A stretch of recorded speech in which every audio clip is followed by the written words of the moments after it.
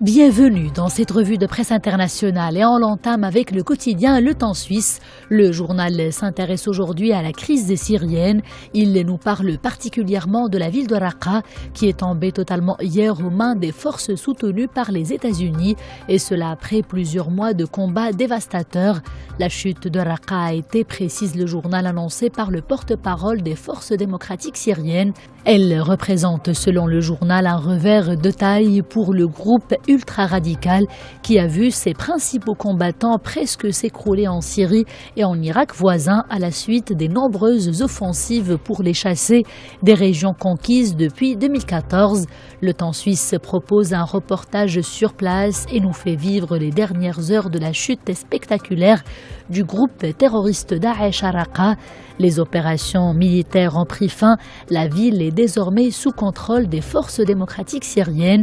La déclaration émane du porte-parole de cette alliance de combattants kurdes et arabes entrés l'été dernier dans la métropole du nord du pays. Ce dernier précise également que les derniers civils pris au piège ont pu être évacués. Syrie, une crise humanitaire plus grave que jamais à Raqqa.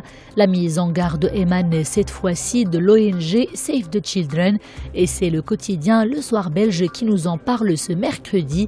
L'offensive militaire à Raqqa arrive à son terme, mais la crise humanitaire est plus grave que jamais, a en effet déploré dans un communiqué la directrice de la branche de l'organisation en Syrie. Le document fait savoir que les quelques 270 000 personnes qui ont fui les combats à Raqqa ont toujours un besoin critique d'aide et que les camps sont pleins à craquer.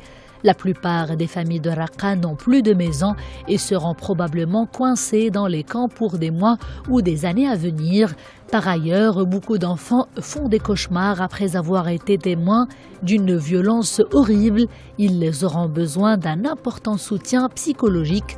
Le communiqué repris par Le Soir belge souligne également l'ampleur de la crise humanitaire dans la province voisine de Deir ez-Zor où des dizaines de milliers de civils sont toujours déplacés suite au combat entre le groupe terroriste Daesh et l'armée syrienne. Dans un autre registre, le quotidien britannique The Guardian nous parle pour sa part des sessions de discussion sur le Brexit qui avancent très lentement.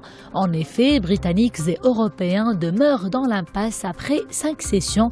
Et la deuxième phase des discussions relatives à la future relation entre les deux rives de la Manche n'auront peut-être lieu que pendant le mois de décembre. Dans le même temps, le gouvernement britannique assure que le pays se prépare à quitter, s'il le faut, l'Union européenne sans accord. Face à cette incertitude, plusieurs banques implantées à Londres ont d'ores et déjà annoncé la relocalisation de leurs services sur le continent. Certaines s'essayent d'ailleurs au jeu des pronostics, à l'image de JP Morgan, la possibilité d'un no deal ayant pris une part active du débat politique britannique ces 2 dernières semaines a été un peu ébranlée, explique un économiste de la banque américaine dans une note à ses clients citée par le quotidien britannique The Guardian.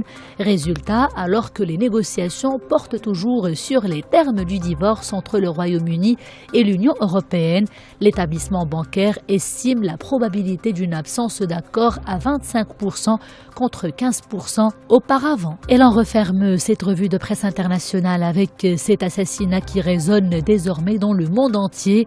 Assassinat d'une figure de l'anticorruption à Malte. Comme plusieurs journaux européens, le quotidien Le Monde nous en parle longuement aujourd'hui. Daphne Caruana Galizia est morte en début de semaine après l'explosion d'une bombe sous sa voiture, selon la police. L'île est sous le choc après le décès de cette personnalité qui avait révélé plusieurs affaires de corruption. Daphne Caruana tenait par ailleurs un blog extrêmement populaire dans lequel elle dénonçait sans relâche des affaires de corruption impliquant de hauts responsables politiques de l'île méditerranéenne. Ma mère a été assassinée car elle se trouvait comme d'autres journalistes entre le règne de la loi et ceux qui la violent, mais elle a été également prise pour cible car elle était la seule personne à le faire. C'est ce qui arrive quand les institutions d'un État sont devenues incapables. La dernière personne à rester debout est souvent un journaliste. La déclaration émane du fils de la victime. Il dénonce sans détour les responsabilités d'un État mafieux et d'une culture de l'impunité érigée en système de gouvernement. Bonne lecture.